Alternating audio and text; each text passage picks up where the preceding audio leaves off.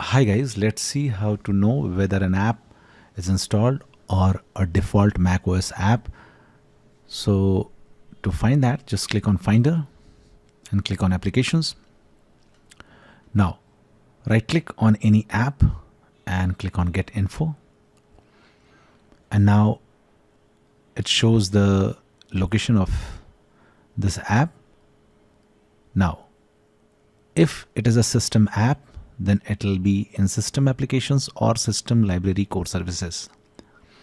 And if it is an App Store app or you have manually installed it, then it will reside in these two directories. So in this case, it is in Applications. That means you have installed this app. It's not a system app. Now let's check another app. Right click on it, click on Get Info, and you can see that this is in System Applications. So System Application, this means it's a system app. Okay. Right click on this, click on Get Info, shows System Application. That means it is a system app. Another way is just Google apps included on Mac, and you will go to this Apple website.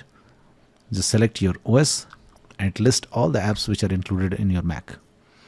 Thanks for watching. Please don't forget to like and subscribe to the channel.